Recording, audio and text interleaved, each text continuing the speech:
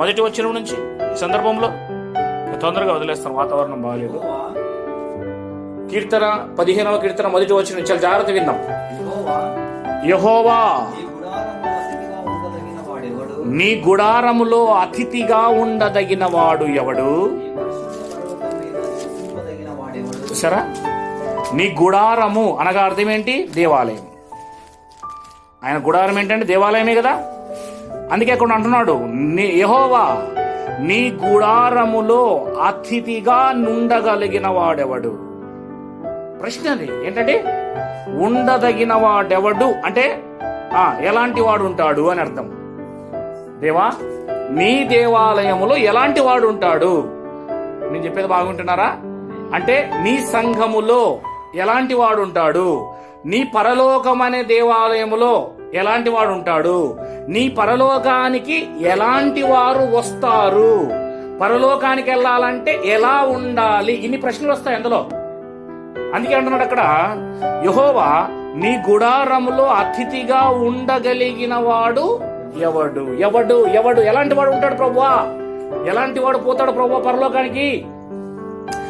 ఇప్పుడు క్వశ్చన్ కింద చూడండి, రెండవది అలే మళ్ళా, నీ పరిశుద్ధ పర్వతము మీద నివసింపదగిన వాడెవడు? పరిశుద్ధ పర్వతం, ఒకవేళ అది అక్కడ యెరూషలేములోనైనా దేవాలయంలోనైనా, పరలోకములో ఉన్న ఆ ఎత్తైన ప్రదేశంలో ఉన్న దేవాలయంలోనైనా పరలోకంలోనైనా ఎవరుంటారు? పరిశుద్ధ స్థలములో నివసించాలన్నా, పరలోకపు దేవుని యొక్క పరలోకంలోకి వెళ్లాలన్నా, పరలోక రాజ్యంలోకి వెళ్లాలన్నా ఎలాంటి వారు ఉంటారని ప్రశ్న వేశాడు. చూడండి, ఇక్కడ రెండు ప్రశ్నలు కనబడుతున్నాయి, దావీదు వేసిన ప్రశ్నలు ఇవి. ఓకేనా? ఇప్పుడు 2వ వచనంలో నుంచి ఆన్సర్స్ వస్తున్నాయి. చూడండి, ఆన్సర్స్ వస్తున్నాయి, జవాబులు వస్తున్నాయి. పరలోకములో అతిథిగా ఉండాలన్నా మనం వెళ్ళి తర్వాత, లేకపోతే పరలోకపు దేవాలయంలో మనం ఉండాలన్నా, నివాసం చేయాలన్నా శాశ్వతం దేవుడితో ఎలా ఉండాలని ప్రశ్న వచ్చింది. ప్రశ్నకు జవాబు ఉంది చూడండి. ఇప్పుడు శబాస్, దేవునికి మహిమ కలుగునుగా. అందుకే యథార్థత ఉండాలి. దేవుడు నరులను యథార్థవంతులుగా సృష్టించెను. దేవుడు సాతానుని దేవదూతగా ఉన్నప్పుడు కూడా యథార్థవంతంగా సృష్టించెను. దేవుడు ఇప్పుడు యథార్థమైన ఆరాధనే మన ద్వారా కోరుతున్నాడు. యథార్థత ఏం కావాలి మనకి? ఇప్పుడు ఉందండి యథార్థత మనలో. యథార్థత అమ్మా, యథార్థత ఉందా? యథార్థత అంటే అర్థం ఏంటి? బయటకు ఒక రకంగా ఉండడం, లోపల ఒక రకంగా ఉండడం కాదు.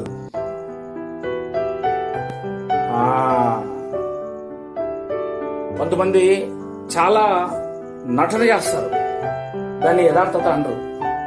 నేను భక్తి గలవాణ్ణి, నేను ఎంతో భక్తి గలదాన్ని, నేను చాలా భక్తి గలవాణ్ణి, నేను చాలా భక్తి గలదాన్ని అని ఎంత నటన చేస్తారు, ఎంత యాక్షన్ చేస్తారు అంటే, అది మనుషుల ముందు చేస్తే మనుషులు ఒకవేళ మోసపోవచ్చు.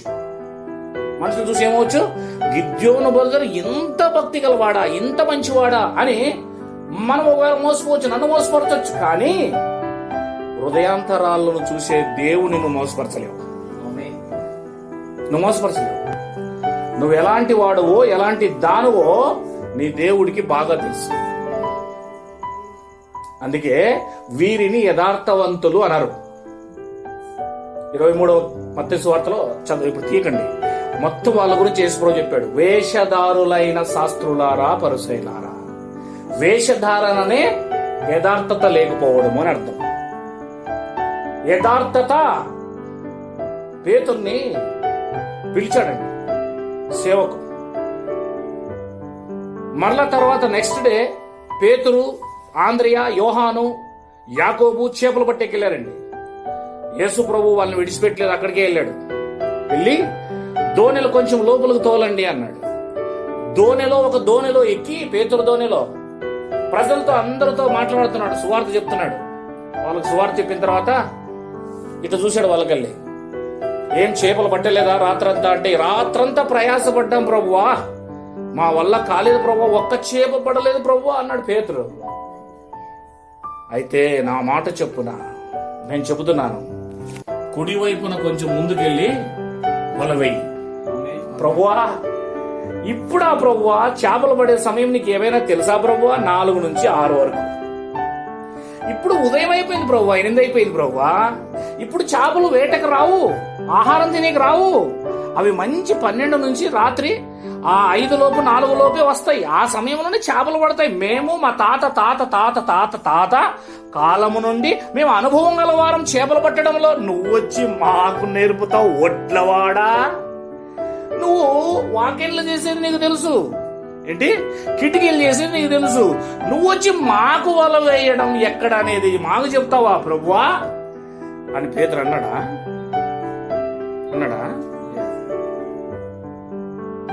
అనేదండి. పేతురు ఏమన్నాడు తెలుసా? నీ మాట చొప్పున వల వేస్తాను ప్రభువా అన్నాడు. దేవునికి మహిమ. హల్లెలూయా. అనగానే వల వేస్తుంటే ప్రజలంతా నవ్వుతున్నారు. మాకు నీతి మాటలు చెప్పి మాకు ఇప్పటి వరకు సముద్రం ఒడ్డున ఉన్న వారికి 8 గంటలప్పుడు వల వేయమంటున్నాడు. నవ్వుతున్నారు వాళ్ళంతా. కానీ పేతురు నమ్మాడు. చెప్పింది చేయండి నేర్చుకోవాలి ఫస్ట్. అదే ఆశీర్వాదం. చెప్పింది చేయడం నేర్చుకోవడమే ఆశీర్వాదం. నేను బాగా చెప్తున్నాను మీకు. నేను చెప్పేది వింటున్నారా? పౌలు గారు ఆసియాకు సువార్త ప్రకటించడానికి వెళ్ళాలని ప్రయత్నం చేస్తాడు. ఎక్కడికి? ఆసియాకు సువార్త ప్రకటించడానికి ప్రయత్నం చేస్తాడు. బయలుదేరడానికి రెండవ ప్రయాణంలో వెళ్ళడానికి ప్రయత్నం చేస్తే పరిశుద్ధాత్మ ఏమంటాడు తెలుసా? దేవుడు ఏమంటాడు తెలుసా? నువ్వు ఆసియాకు వెళ్ళొద్దంటాడు. హల్లెలూయా. నువ్వు ఆసియాకు సువార్త ప్రకటించడానికి వెళ్ళొద్దు అంటాడు. వెళ్ళొద్దు అన్నప్పుడు ఇప్పుడు పౌలు ఏమనాలా? నాకు వెళ్ళాలన్న మనసు ఉంది, నా ఇష్టము, నేను పోతాను అంటే నువ్వు ఏం చేసినట్టు తెలిసి ఇప్పుడు పరిశుద్ధాత్మను దుఃఖపరిచి ఎదిరించినట్ల. 16వ అధ్యాయం అపోస్తల కార్యంలో ఉంటుంది. నేను తీయకండి. ఇప్పుడు రాత్రిపూట పరిశుద్ధాత్మ దేవుడు ఏం చెబుతాడంటే, ఆసియాకి వెళ్ళాలన్న మనసు ఉంటుంది నాకు, వెళ్ళాలి సువార్త ప్రకటించాలన్న మనసు ఉంటుంది నాకు. కానీ నీ మనసులో ఉన్న కోరిక ప్రకారం నువ్వు నడవడం కాదు నాయనా, నేను చెప్పినట్లు నడవాలా. దర్శాలు దేవునికి మైంకలను గాక. నేను నాయకుణ్ణి, నేను చెప్పినట్టు నువ్వు చేయాలి. కానీ నువ్వు చెప్పినట్టు నువ్వు చేస్తే కాదు. ఇక్కడ ఆత్మచేత నడిపింపబడు అంటే నాయకుడు చెప్పినట్లు నడవాలా. దేవునికి మహిమ కలుగును గాక. అది క్రమబద్ధత అని అంటారు. నేను ఎవరికి లోబడినంటే కాదు, ఇక్కడ లోబడాల్సింది తప్పదు. మనం ఇంకా కొంచెం పోతే ఎనికి దావీదు కాలంలో దావీదు విస్తారమైన ధనాన్ని, విస్తారమైన బంగారాన్ని, వెండిని, విస్తారమైన చెట్లను, విస్తారమైన రాళ్లను, శృంగారమైన దేవాలయాన్ని కట్టడానికి దావీదు రెడీ అయిపోయి నేను దేవుని ఆలయం కట్టాలనుకుంటున్నాను అన్నప్పుడు ప్రవక్త నాతాన్ దగ్గరకు వచ్చి, అయ్యా కట్టండి అయ్యా, మీరు దేవుని ఆలయం కట్టాలంటే అంతకన్నా ఏముంది, గుడారంలో దేవుడు నివసిస్తున్నాడు, మిమ్మల్ని రాజేసేసే దేవుడు అని అన్నప్పుడు దావీదు దేవాలయం కట్టాలనుకున్నప్పుడు నాతాను ప్రవక్త కట్టండి అయ్యా, అంతకన్నా ఏం కావాలా దేవుని మందిరం కట్టడానికి అని అన్నప్పుడు నాతాను ప్రవక్తకు తర్వాత దేవుడు ప్రత్యక్షమై ఏమన్నాడు తెలుసా? దావీదు నాకు మందిరం కట్టకూడదు అన్నాడు. దావీదు ఏమనుకుంటున్నాడు? నేను దేవునికి మందిరం కడతానంటున్నాడు. దేవుడు ఏమంటున్నాడు? నువ్వు మందిరం నాకు కట్టదు అంటున్నాడు. వినాలా లేదు? ఇదేందండి ఇది? మంచి పనే కదా దేవుని మందిరం కట్టడం, మంచి పనే కదా ఆసియాలో సువార్త ప్రకటించడము. కానీ వెళ్ళొద్దు, నేను చెప్పినట్లు వినంటున్నాడు. దావీదు అంటున్నాడు, దేవుడు నేను చెప్పినట్లు చేయాలి, నువ్వు మందిరం కడతానంటే నీ ఇష్టం కాదు ఇక్కడ అంటున్నాడు. మంచి పని చేసే కూడా, నువ్వు మంచి పని చేస్తున్నా కూడా అది నాయకుల యొక్క అధికారం కింద నుంచి చేస్తున్నావా, నీ చిత్తానుసారంగా చేస్తున్నావా అనేది కూడా ఉండాలా. హల్లెలూయా. పైనుంచి ఆర్డర్ ఉందా లేదా అనేది తెలియాలా. లేకపోతే అది అక్రమం అవుతుంది, లేకపోతే అది క్రమం కాదు. దాన్నే యథార్థత అంటారు. వాళ్ళు లోబడ్డారు. మందిరం కట్టడము నా పని కాదు ప్రభువా, నువ్వు చెప్తే చేస్తా, లేకపోతే లేదు, అన్ని సిద్ధం చేశా, నీ ఇష్టం ప్రభువా అని వదిలేశాడు. పౌలు కూడా ఆసియాకు వెళ్ళొద్దంటే ఓకే ప్రభువా, ఆసియాకు వెళ్ళొద్దన్నావు, నీ ఇష్టం ప్రభువా, ఎక్కడికి వెళ్ళమంటావు, మాసుధోనియా. ఆత్మచేత నడిపింపబడము అంటే బైబిల్లో అదే. ఏమనుకున్నారు? ఆత్మచేత నడిపింపడం అంటే నీకు నాయకుడిని దేవుడు పెట్టినప్పుడు నాయకుడు ఏమి చెబితే అది చేయటమే, లోబడటమే ఆత్మచేత ఇప్పుడు నడిపింపబడుట ఉన్నది. ఒకప్పుడు వాళ్ళని నడిపించడానికి పరిశుద్ధాత్మ నాయకుడు ప్రవక్తలను పెట్టుకుంటూ వచ్చాడు. ఇప్పుడు దేవుడు ఒక నాయకుడిని పెట్టాడు, ఆయనే కాపరి. కాపరి ద్వారానే నాయకత్వాన్ని వహిస్తాడు. కాపరి చెప్పిన తర్వాత 100% లోబడితేనే పరిశుద్ధాత్మ లోబడినట్ల. మీకు ఈ విషయం తెలియాలి. దేవునికి మహిమకలుడు గాక. గతించిన కాలం వేరు, జరగబోయే కాలం వేరు. కంట్రోల్ కావాలా, చాలా విషయాలు నేర్చుకోవాలా. ఇంతకు ముందున్నది అది -డిగ్రీ, ఇప్పుడు ప్లస్లోకి రావాలి మనం. దేవునికి మహిమకలుడు గాక. వాక్య ప్రకారంగా సంఘం ఉండాలి అంటే పైన నాయకుడు చెప్పినట్లుగా మనం జీవించడం నేర్చుకోవాలి. దాన్నే యథార్థత అంటారు. ఏమంటారు? బయటికి ఒక రకంగా లోపలికి ఒక రకంగా మనం ఎప్పుడు ప్రవర్తన చెయ్యరాదు. 23వ వచనం చూద్దాం. 4వ అధ్యాయం యోహాను సువార్త. Fast quick. 23వ వచనం చూద్దాం. యోహాను సువార్త 4 యోహాను సువార్త 23వ వచనం. అయితే యథార్థవంతంగా భావినాలి. ఇప్పుడు క్రైస్తవ యేసు వచ్చిన తర్వాత, యేసయ్య వచ్చిన తర్వాత ఈ లోకానికి సమరయ స్త్రీతో మాట్లాడుతున్న మాటలది. కొండ మీద ఆరాధించమని ప్రవక్తలు చెప్పారు, నువ్వు యెరూషలేము ఆరాధించాలని నేను చెప్తున్నావా మాతో? లేదయ్యా. ఆమె అంటుంది, లేదు లేదు, దేవుణ్ణి ఆరాధించాలి అంటే యథార్థముగా ఆరాధించాలి. ఎలా ఆరాధించాలి? చదవండి మాట 23. అయితే యథార్థముగా ఆరాధించువారు ఆత్మతోను. ఆత్మతో అంటే అర్థం ఏంటి చెప్పాను కదా ఇందాక, పరిశుద్ధాత్మకు లోబడి అని అర్థం. ఆత్మతో అంటే నేను పరిశుద్ధాత్మ నడిపించాలా. ఎవరు నడిపించాలా? పరిశుద్ధాత్మ నడిపించాలి నేను. ఇప్పుడు యథార్థముగాను ఆత్మతోను సత్యముతోను. సత్యం అంటే అందులో వేషధారణ ఉండకూడదు. సత్యం అంటే నటన ఉండకూడదు. సత్యం అంటే అబద్ధం ఉండకూడదు. సత్యం అంటే అందులో ఇక అబద్ధానికి చోటే లేదు. యథార్థత, ఆత్మతో, సత్యముతో తండ్రి అయిన దేవుణ్ణి ఆరాధించే కాలము వచ్చుచున్నది. అది ఇప్పుడే వచ్చి ఉన్నది. తన్ను ఆరాధించువారు అలాంటి వారు కావాలని దేవుడు కింద ఫుట్నోట్లో వెదుకుచున్నాడు. ఉన్నారా అలాంటి వాళ్ళు? యథార్థంగా దేవుని ఆరాధించే వాళ్ళు, ఆత్మ నడిపింపులో దేవుని ఆరాధించే వాళ్ళు, సత్యానుసారంగా దేవుని ఆరాధించే వాళ్ళు ఉన్నారా? అలాంటి ఆరాధనే దేవుడు తీసుకుంటాడు. వాళ్ళే పరలోకానికి వెళ్తారని కీర్తనలో చెప్పాడు. 15వ అధ్యాయం 15వ కీర్తన 1వ వచనం. యెహోవా నీ గుడారములో అతిథిగా ఉండదగిన వాడెవడు? ప్రశ్న. నీ పరిశుద్ధ పర్వతము మీద నివసింపదగిన వాడెవడు? ప్రశ్న. ఇప్పుడు జవాబు వస్తుంది.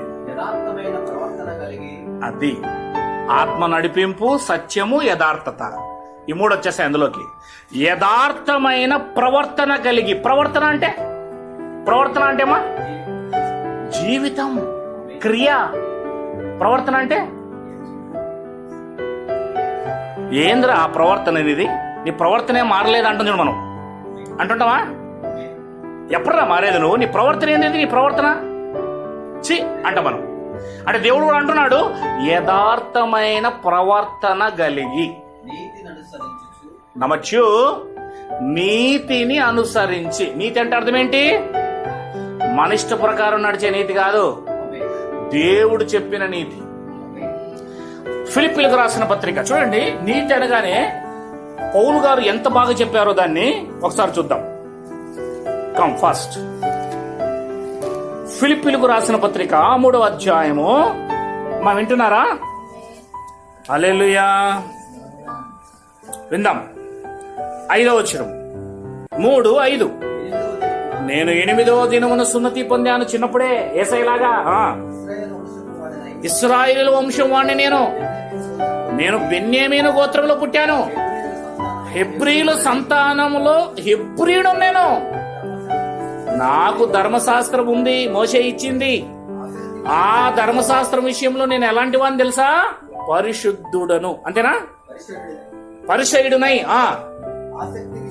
ఆసక్తి విషయములో యేసుక్రీస్తును నమ్ముకునే వాళ్ళని సైతం నేను హింసించేవాడిని.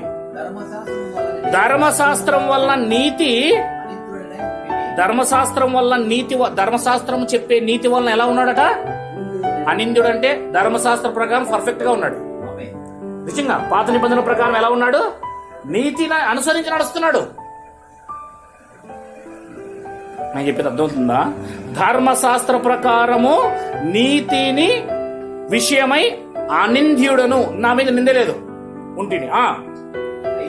అదిగో ఇప్పుడు మాట్లాడుతున్న మాట చూడండి ఎలా ఉందో. అయినను అంటే అర్థం ఏంటి? ఇంకేం కావాలా? అయినను మళ్ళీ ఎందుకు వచ్చింది? అయినను అనేది ఎప్పుడు? నువ్వు అంతా బాగానే ఉన్నావమ్మా, నీ ప్రవర్తన బాగుంది, నీ జీవితం బాగుంది, అయినా అన్నావంటే అప్పుడు అర్థం ఏంటి? అయినా అన్నావంటే అర్థం ఏంటి? నువ్వు పాటలు బాగానే పాడుతున్నావు, ఆరాధన బాగానే చేస్తున్నావు, వాక్యం బాగానే చెప్తున్నావు, అయినా అన్నావంటే అర్థం ఏంటి? ఏదో ఉందని అర్థం కదమ్మా. ఇంత సర్టిఫికేట్ చెప్పుకుంటున్నాడు, ఏదో ఉందని అర్థం. ఏముంది చూద్దాం. అయినను ఏవేవి నాకు లాభకరమై ఉండెనో వాటిని యేసుక్రీస్తు నిమిత్తం. ఇది లేదు ఆయనలో. నష్ట జీవితం లేదు. ఆయన దేవుని నమ్ముకుంటూ నీతిని అనుసరిస్తూనే ఉన్నాడు, కానీ లగ్జరీ లైఫ్ గడిపాడు. ఒకప్పుడు ఎప్పుడైతే క్రీస్తును తెలుసుకున్నాడో, అయ్యో ఈ పరిసయ్యులు శాస్త్రులు వలె ఈ లోకం సంపాదించుకోవడం కాదురా బాబు, ధనాశ కలిగి ఉండడం కాదు, లోకం కోసం బ్రతకడం కాదు. ఒకప్పుడు అలా ఉండి నేను లగ్జరీ లైఫ్ లో ఎంత పని చేశాను రా, అదే నీతి అనుకున్నా నేను అని యేసుక్రీస్తును నమ్ముకున్న తర్వాత తనకు కలిగినదంతా కూడా వదిలేశాడు. యేసయ్య కోసమే వదిలేశాడు.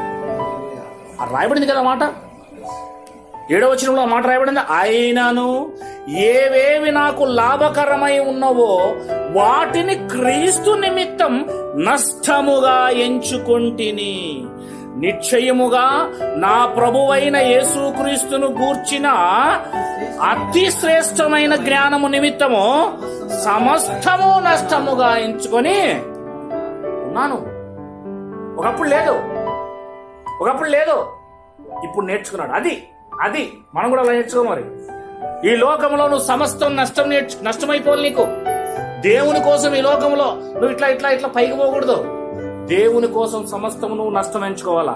పరలోకంలో ధనం సంపాదించుకోవాలి మనం, భూమి మీద కాదు. ఎక్కడ? భూమి మీద ధనం సంపాదించుకునేవాడు మూర్ఖుడు. ఒకని కలిమి విస్తరించడం వాని జీవానికి మూలం కాదన్నాడు యేసుప్రభువు వారు. కనుక మన కలిమి ఒకవేళ వచ్చినా మనకు బట్ట ఆహారం కోసం చూసుకొని మిగతా అదంతా కూడా, అది ఏదైనా కూడా దేవుని యొక్క సువార్త పనిలో ఉపయోగపడాలి. అప్పుడు పరలోకం బ్యాంకులో పడతా డబ్బు. నువ్వు దేవుని కోసం పెడితేనే పరలోకం బ్యాంకులో పడతా, లేకపోతే పడదు. పరలోకం బ్యాంకులో వేయాలంటే అంత ముఖ్యమైన కాదు. భక్తి అంటే ఏంటనేది విషయాలు తెలియాలి మనకి. బైబిల్ శ్రద్ధగా చదవండి, అన్ని విషయాలు అర్థం అవుతాయి. ముందుకు పోదాం. 8 నిశ్చయముగా నా ప్రభువైన యేసు గూర్చిన అతి శ్రేష్టమైన జ్ఞానము నిమిత్తము సమస్తము నష్టముగా ఎంచుకొని ఉన్నాను. క్రీస్తును సంపాదించుకొని. అబ్బాబా ఏమన్నాడా? సంపాదించుకోవాలా? మరి యేసుక్రీస్తును సంపాదించుకోవాలా? మనం డబ్బు సంపాదించుకుంటున్నాం, మనం లోకం సంపాదించుకుంటున్నాం, ఆస్తి సంపాదించుకుంటున్నాం. కానీ ఇక్కడ ఏమంటున్నాం? బైబిల్ పౌలు ఏమంటున్నాడు? నేను క్రీస్తును సంపాదించుకుంటున్నాను. క్రీస్తును సంపాదించుకోవడం అంటే పరలోకంలో ధనం సంపాదించుకోవడం. పరలోకంలో ధనం సంపాదించుకోవడం అంటే నువ్వు యథార్థవంతుడివి, ఆత్మతో నడిచేవాడివి, నువ్వు సత్యముతో నడిచేవాడివి, నువ్వు దేవుని నీతిని కలిగి ఉన్నవాడివి, నువ్వు పరలోకానికి వెళ్ళేవాడివి. మనం లోకం సంపాదించుకోవడం ప్రయత్నం చేస్తాం, కానీ ఈయన క్రీస్తును సంపాదించుకుంటాడు. ఆ మాట రాయబడిందా? నేనేమన్నా అబద్ధం చెప్తున్నాను? క్రీస్తును సంపాదించుకొని ధర్మశాస్త్రం మూలమైన నా నీతి కాక క్రీస్తు నందలి విశ్వాస మూలమైన నీతి అనగా విశ్వాసమును బట్టి దేవుడు అనుగ్రహించు నీతి గలవాడనై ఆయనందు అగుపడు నిమిత్తము. అదిగో నీతి అంటే ఏందో చెప్పుతా వింటున్నారు కదా. ఇప్పుడు మీకు 9వ వచనం నుంచి నీతి స్టార్ట్ అయింది. ఇప్పుడు ధర్మశాస్త్రం నీతి సంపాదించుకోవడం, లోకంలో గొప్పగా ఉండడం, అది అబ్రహాం ఇస్సాకు యాకోబు నుంచి మొత్తం అందరికీ జరిగింది. ఆ రోజు వాళ్ళకి స్వాస్థ్యం ఇచ్చాడు, అంత పంచుకుంటూ వచ్చాడు. దేవుడే ఇచ్చాడు అవన్నీ. మీకు ఏ దేశం పోతే ఆ దేశం కొట్టిస్తా తీసుకోమని అన్నాడు. ఇప్పుడు అలా కాదు, అది అలా అనుకున్నారు ఆయన. పౌలు గారు ఒకప్పుడు అలా అనుకున్నాడు. ఎప్పుడైతే క్రీస్తుని నమ్ముకున్నాడో దమస్కా ప్రాంతానికి వెళ్ళినప్పుడు అక్కడ క్రీస్తు ప్రత్యక్షం అయ్యాడు. అంత రివర్స్ అయిపోయింది. ఒకప్పుడు లోకం సంపాదించుకుంటా, అది ఇశ్రాయేలుకి. క్రీస్తులోకి వచ్చిన తర్వాత పరలోకం సంపాదించుకుంటా. తేడా ఇది. ఈ విషయం ఆయనకు తెలియలే అంతకుముందు. ఇప్పుడు తెలిసింది. తెలిసిన తర్వాత ఏం చేస్తున్నాడు చూసారా? ఏ విధము చేతనైనను మృతులలో నుండి నాకు పునరుత్థానము కలగవలెనని ఆయన మరణము విషయములో సమాన అనుభవము గలవాడనై ఆయన పునరుత్థాన బలమును ఎరుగు నిమిత్తము తెలుసుకోగలుగుతున్నారు. యేసయ్య ఎలా బ్రతికాడో తెలుసుకున్నారా?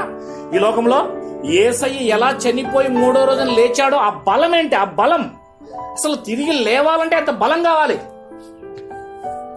మంచం మీద కోమాలో ఉన్న వాడిని లేపడానికి ఈ ప్రపంచంలో ఉన్న మెడిసిన్ కి బలం లేదు. కానీ చనిపోయిన వ్యక్తి 3వ రోజున తిరిగి లేచాడంటే ఆ బలం ఎక్కడి నుంచి వచ్చింది? అంత బలం ఎక్కడి నుంచి వచ్చింది? నేను తెలుసుకోవాలనుకుంటున్నాడు పౌలు గారు. దాని వెనుకున్న బలం ఏంటి తెలుసుకోవాలనుకుంటున్నాడు. మనం ఏం తెలుసుకోవాలనుకుంటున్నాం? ఆ మాట అక్కడ చూడండి. ఆయనను అంటే యేసుక్రీస్తును తెలుసుకోవాలి. ఆయన పునరుద్ధానము బలమునకు ఎరుగు నిమిత్తమును ఆయన శ్రమలలో పాలివాడగుట ఎట్టిదో. చూడండి, ఎరుగు నిమిత్తం అంతా తెలుసుకోవడం, నేర్చుకోవడం. జీవితం అంతా నేర్చుకోవడం, తెలుసుకోవడమే.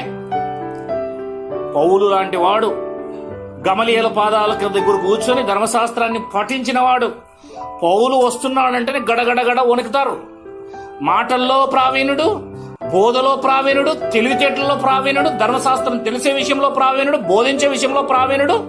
కానీ ఆయన దగ్గర క్రీస్తు లేడు. ఒకప్పుడు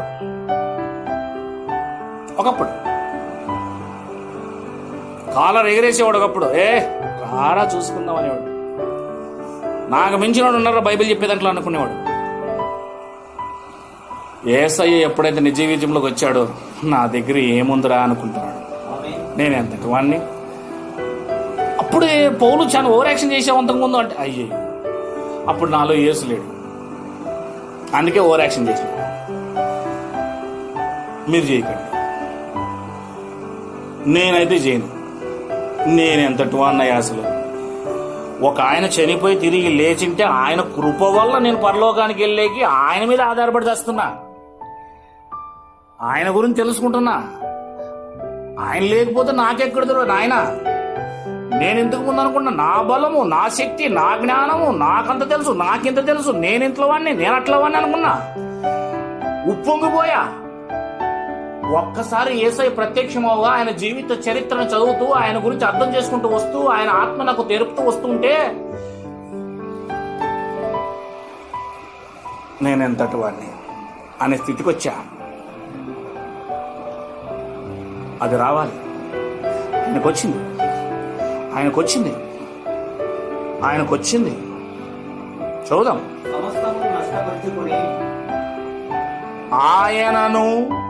ఆయన పునరుత్థాన బలమును ఎరుగు నిమిత్తమును ఆయన శ్రమలలో పాలివాడగుట ఎట్టిదో.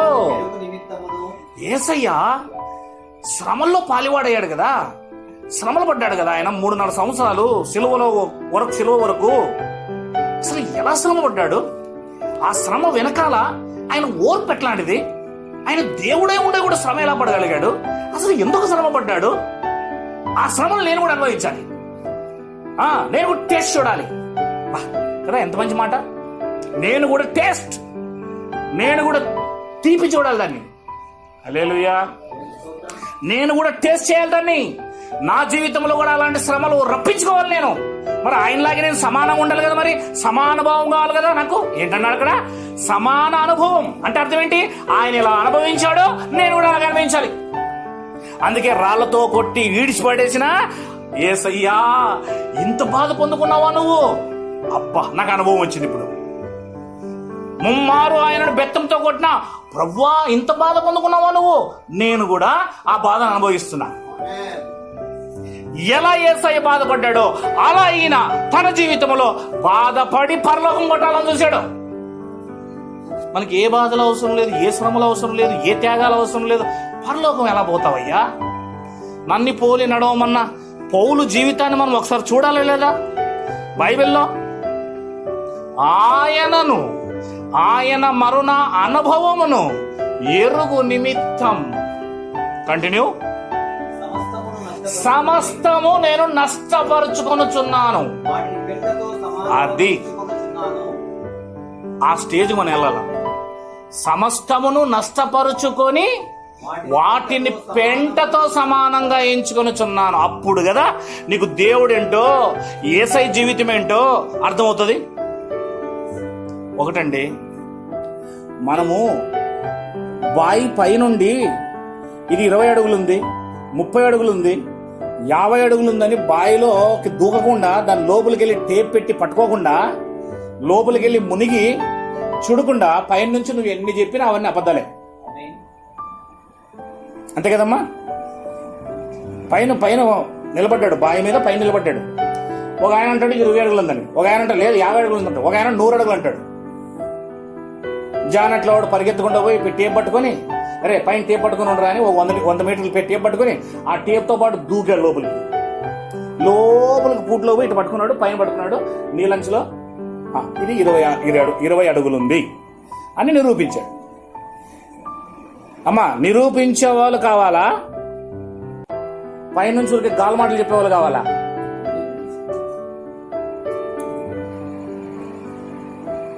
బాధ అనేది అనుభవించినోడికి తెలుస్తుంది. అందుకే ఈయన ఏమనుకున్నాడంటే పౌలు గారు, అయ్యా నాకు ఊరికే పరలోకం రాదని నాకు తెలుసు. నువ్వు ఎలా బాధపడ్డావో శరీరంలో నేను అలా బాధపడాలి, నువ్వు ఎలా హింసింపబడ్డావు నేను హింసింపబడాలి, నువ్వు ఈ లోకాన్ని పెంటగా ఎలా ఎంచుకున్నావో నేను అలా పెంటగా ఎంచుకోవాలి. అప్పుడే నాకు పరలోకం వస్తుంది. నా పునరుద్ధానం అవుతాను. నేను ఏమవుతాను? పునరుత్థానం. చాలా జాగ్రత్తగా నిజం చెప్తున్నా. నేను పరలోకానికి వెళ్ళడము చాలా చాలా కష్టము. ఈ బైబిల్లో ఏవైతే రాయబడ్డాయో ఆ ప్రకారంగా మీరు మారకపోతే మీరు పరలోకానికి పోతారని నేను మోసం చేయను. బైబిల్లో ఏమున్నాయో నేను ఏం చెబుతున్నానో లేదా మీరు ఏం చదువుతారో భవిష్యత్తులో వాటి ప్రకారము బ్రతికే తీరాలా. చావైనా పర్వాలేదు, బాధలైనా పర్వాలేదు, బట్టలు వేసుకునే లేకపోయినా పర్వాలేదు, రోగమైనా వచ్చినా పర్వాలేదు, లాజరు వలే మీరు ఎంత కష్టపడినా పర్వాలేదు. ముందు ప్రాధాన్యత దేవునికి ఇచ్చిన తర్వాతే దేవుని కోసం నష్టంగా ప్రతిదీ లోకాన్నంతా కూడా కాళ్ళతో తన్నేదాకా మీకు దేవుడు అర్థం కాడు. అసలు దేవుడిలోకన్నా పోవడం అసాధ్యం అన్నది. ఇన్ని మాటలు మీకు చూపిస్తున్నాను, ఊరికి చూపిస్తలేను, బైబిల్లో చూపిస్తున్నా. నేను సమస్తమును పెంటగా ఎంచుకొని ఉన్నాను. ఇది వరకే నేను గెలిచి తినైనను, ఇది వరకే సంపూర్ణ సిద్ధి. ఇంకా పరలోకానికి వెళ్ళిపోతాను, ఇంక నాకు అయిపోయింది, ఇంత మాత్రం చాలు అనుకోని అయినాను. దేవునికి మహిమ కలుగును గాక. వింటున్నారా? ఫిలిప్పీ పత్రిక ఎప్పుడు రాశాడు తెలుసా? ఆయన 62లో రాశాడు. అంటే ఇంకా 4-5 సంవత్సరాల తర్వాత ఆయన తలనరకేయబడుతుంది. ఫిలిప్పీ పత్రిక జైల్లో ఉన్నప్పుడు రాశాడు. మీరు గమనించండి, అప్పటికే మొదటి సువార్త, మొదటి ప్రయాణము, 2వ ప్రయాణము, 3వ ప్రయాణము, ఇప్పుడు రోమా ప్రయాణంలో చెరసాల్లో ఉన్నాడు. వినాలి బాగా. అంటే ఆయన దేవుణ్ణి నమ్ముకొని ఇప్పటికే 30 సంవత్సరాలు అయిపోయింది. 30 సంవత్సరాలు దేవుని కోసం చావు బతుకులు బతికాడు. అప్పటికే రాళ్లతో కొట్టి ఆయన్ను ఈడ్చిపారేశారు. అప్పుడు అయిపోయింది. అది రెండవ ప్రయాణంలోనే అయిపోయింది. అన్ని ఇబ్బందులు 3 ప్రయాణాల్లో అయిపోయాయి అప్పుడే. మళ్ళీ ఇప్పుడు చెరసాల్లో రోమా ప్రయాణంలో ఉన్నాడు. చెరసాల్లో నుంచి రాస్తూ ఏమన్నా సార్ 62వ ఏట ఇంక 4-5 సంవత్సరాలు చనిపోతున్నాడు. నేను అప్పుడే పరలోకానికి పోయేంత నేర్చుకున్నాను, పరలోకానికి పోయేంత బ్రతికేశాను అని అనుకోవట్లేదు అంటున్నాడు. పరలోకానికి వెళ్ళిపోతా చచ్చిపోతే ఇప్పుడు నేను అనుకోవట్లేదని అంటున్నాడు ఆయన. అంత చేశా, సంస్థను పెంటగాయించుకోనా, దెబ్బలు తినా, చెరసాల్లో వేయబడా, జైలు అధికారిని మార్చా, ఖైదీలను మార్చా, ఎన్నిసార్లు దెబ్బలు, ఎన్నిసార్లు ఇబ్బంది, ఎన్నిసార్లు బట్టలు లేని స్థితి. ఆ చరిత్ర, అపోస్తల కార్యం చరిత్ర అంతా అయిపోయిన తర్వాత ఇది చావు బతుకులకు దగ్గరలో ఉన్న స్థితిలో అప్పుడు అంటున్నాడు. ఏమంటండి ఇక్కడ, ఏమంటున్నాడు? ఎంత మాట అండి అది? ఇది వరకే నేను గెలిచింది అంటే జయించాను, పరలోకానికి పోతాను అని అర్థం. అది ఇది వరకే సంపూర్ణ సిద్ధి పొంది తిని ఆయనను అది సమస్తం పెంటగాయించుకున్నాను, సమస్తాన్ని వదులుకున్నాను, దేవుని కోసం నేను అంతా తగ్గించుకున్నాను, దెబ్బలు తిన్నాను, మొత్తం అన్ని అయిపోయాయి. మరి ఇంత జరిగితే పరలోకం లేదయ్యా, మాకు ఏమీ లేదు ఇక్కడ, మాకు రక్తం కూడా రాలేదు యేసుప్రభు కోసం. ఇంకా చిన్నగా మేము యేసుప్రభుకి ఏసీలోనే, ఫ్యాన్ లేకపోతే కూర్చోము, అవునా కదా? దేవుని దగ్గరికి రమ్మంటే ఆదివారం కూడా రావా? మాకు పరలోకం వస్తుందా? నేను చెప్తున్నా రాదు, రాదు. మేము మా దశభాగాలు ఇస్తున్నాము, ప్రభాత భోజనం పోసుకుంటున్నాము, కానుకలు ఇస్తున్నాము, అన్ని వేస్టే. కేవలం మీకు భూ సంబంధమైన ఆశీర్వాదం వస్తుంది దాంతో, అంతే. మీరు ఇస్తే అది దేవుని సేవ జరుగుతుంది, మీకు భూలోకమైన ఆశీర్వాదం మొత్తం వస్తుంది, పరలోకంలో రాదు. మీరు ఇచ్చిన దానికి ఖచ్చితంగా 100 రెట్లు ఆయన ఇచ్చే జరుగుతుంది ఇక్కడే, అది అక్కడ లేదు.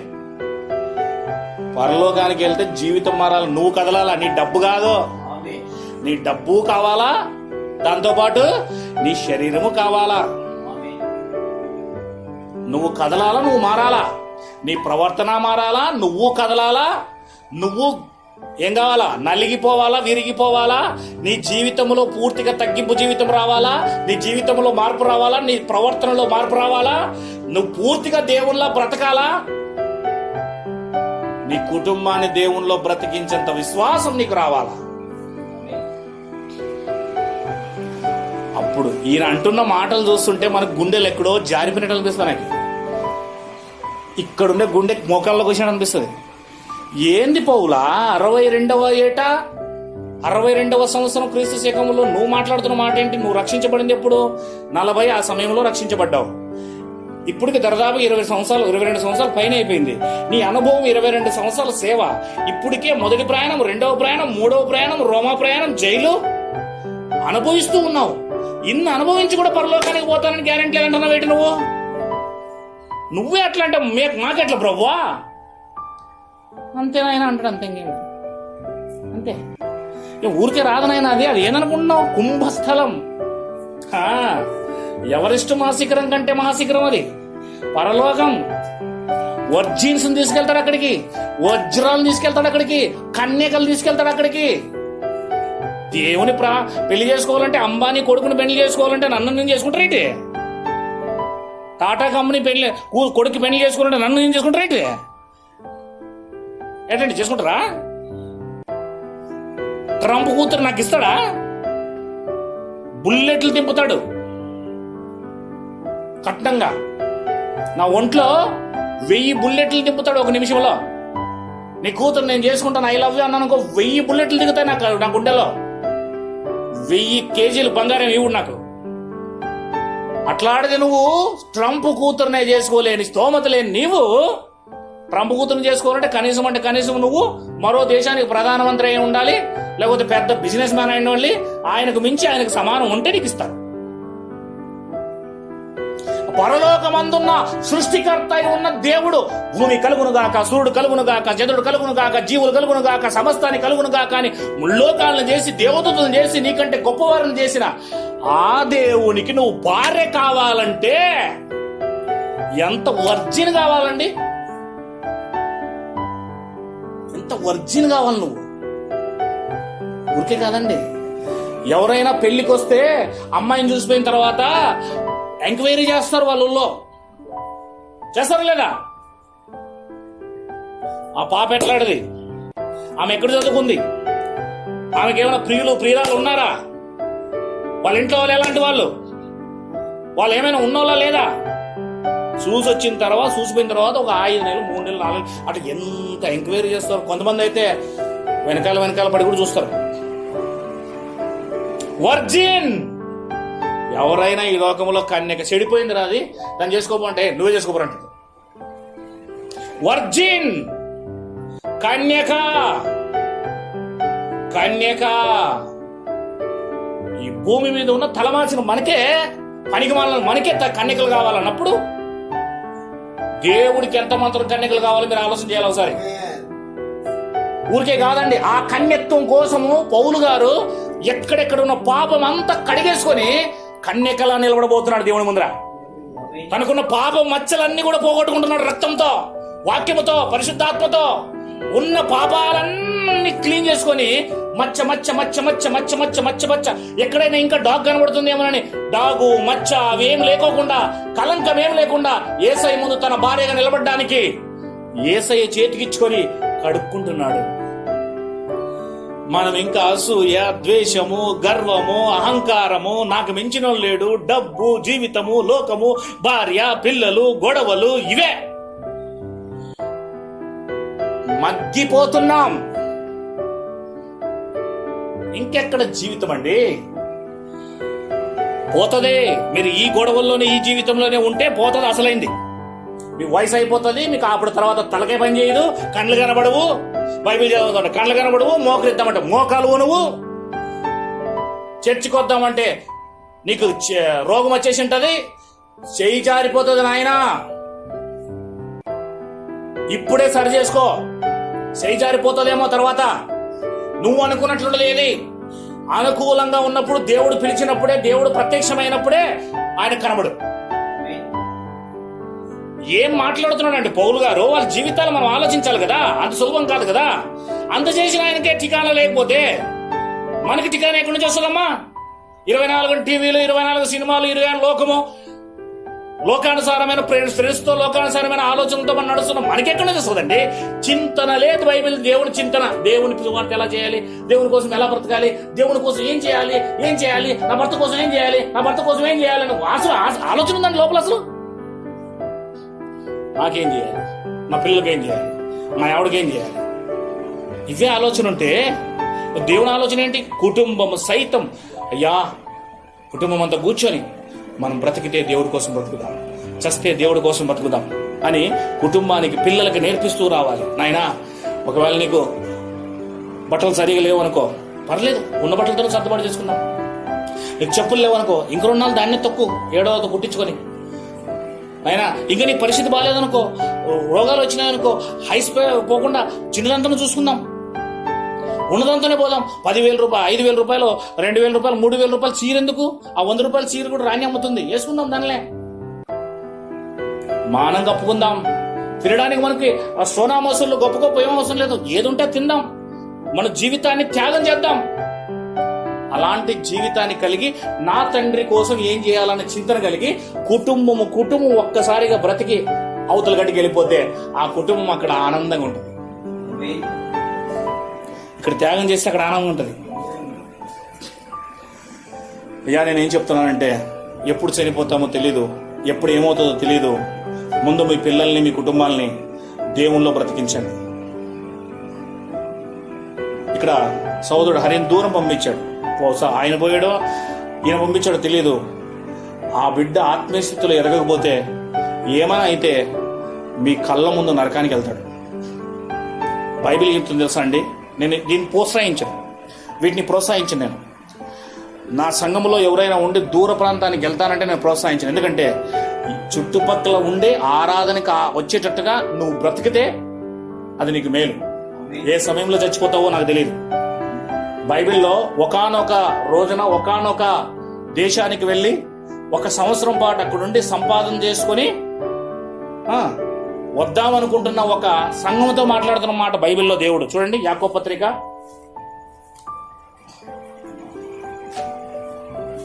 4వ అధ్యాయము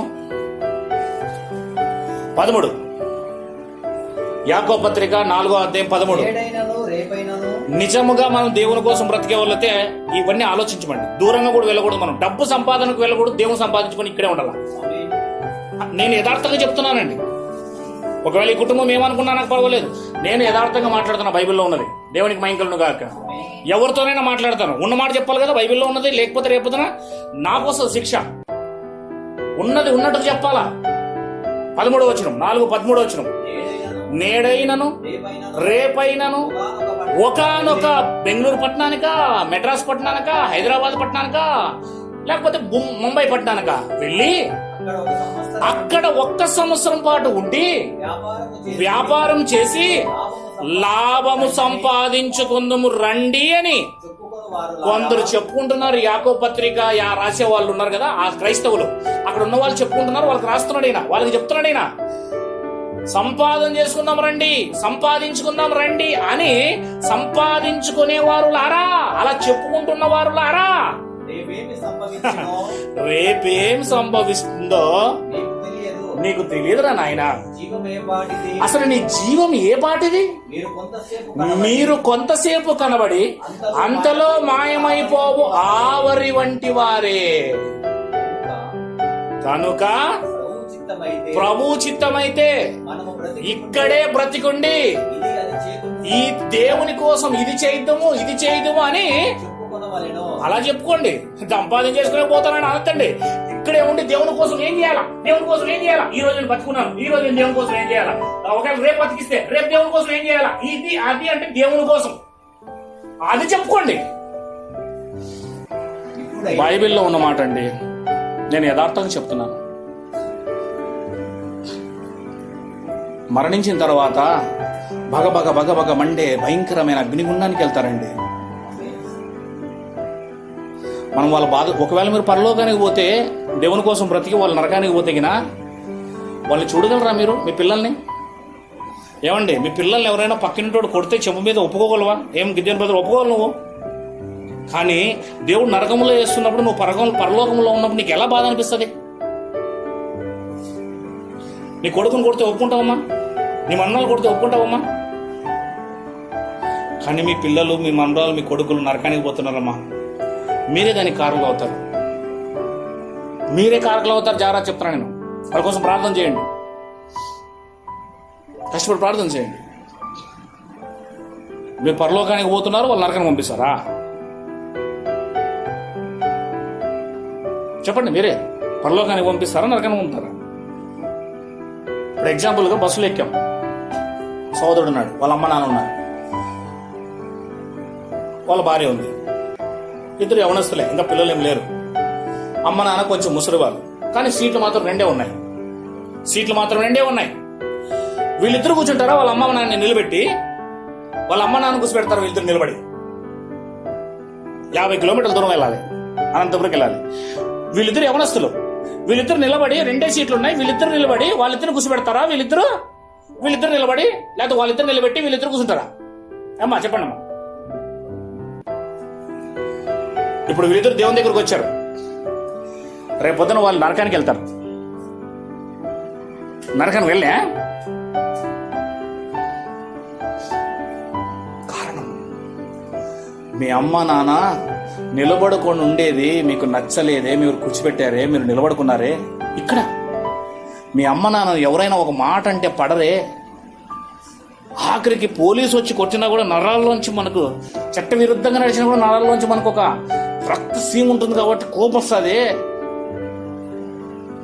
మన నాన్న అమ్మ తప్పు చేసినా కూడా మనకు వైపున కోపం వస్తుంది. ఎవరైనా ఏమనంటే తప్పు చేసినా కూడా. అలాంటిది మనం నాన్న అమ్మనే మనం నరకానికి పంపుతున్నాం. ఎలా కాపాడుకుంటారో వాళ్ళు కాపాడుకోండి దయచేసి తొందరగా. ఫస్ట్ ఆఫ్ ఆల్ మీరు డబ్బు కోసం ఆలోచించవద్దు. క్రైస్తవుడు డబ్బు గురించి ఆలోచించవద్దు. డబ్బు సంపాదన, నువ్వు దేవుని కోసం బ్రతికితే డబ్బు సంపాదన దేవుడు ఎక్కడో ఒక దగ్గర ఇస్తాడు. నేను చెప్తున్నా, నేను ఎలాగో ఆకాశ పక్షులు వినరా? బైబిల్ వినరా? మీరు బైబిల్ నేర్చుకోరా? బైబిల్ తెలియదా మీకు? బైబిల్ మాటలు అర్థం కావా? ఆకాశ పక్షులు చూడుడి, అవి కోయవు, విత్తవు, కొట్లల్లో చేర్చుకొనవు, అయినను మీ పరలోకపు తండ్రి వాటిని ఎందుకన్నాడు ఆ మాట? నువ్వు దేవుని కోసం ఇక్కడ పౌలు గారు బతికినట్లు మనం నిజంగా దేవుని కోసం బ్రతికితే తినడానికి బట్టకి తక్కువ చేయడు. నిజం చెప్తున్నాను నేను, ఇది తక్కువ చేయడు. తక్కువ చేసినాడంటే ఆయన దేవుడే కాడు.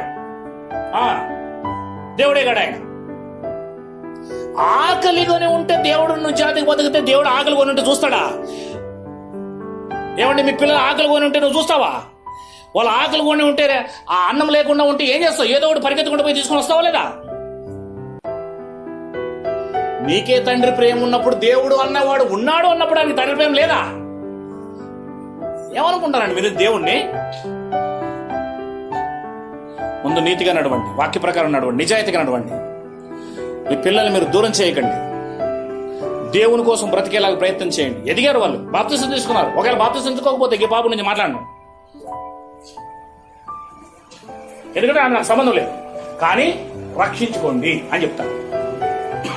ఒక బాప్తిసం తీసుకున్న వ్యక్తి అతను ఎప్పుడు కూడా దేవునికి సరౌండింగ్ లోనే ఉండాలి, లేదా వాక్యం ఖచ్చితంగా అతను వినాలి. నిజం చెప్తానండి, దేవుని గురించి ఎదిగేవాడు, దేవుని గురించి తెలుసుకున్నాడు ఎప్పుడు దూర ప్రాంతానికి వెళ్ళే ప్రయత్నం చేయడు. ఆదివారం తప్పిపోతానే అని మంటుంటది వానికి. నా దేవుని ఆరాధించకపోతానే, ఆ దేవుని మాటలు వినకపోతానే అని ఒక మంటుంటది. హల్లెలూయా. అయ్యా, నేను చెప్పేది ఏంటంటే ఎవరికి వ్యతిరేకంగా మాట్లాడలేదు. బైబిల్లో ఏముందో అది చెప్పడానికి ప్రయత్నం చేస్తున్నాం. దయచేసి ఏమనుకోదండి. అది చేయి జారిపోతే చాలా కష్టం అవుతుంది.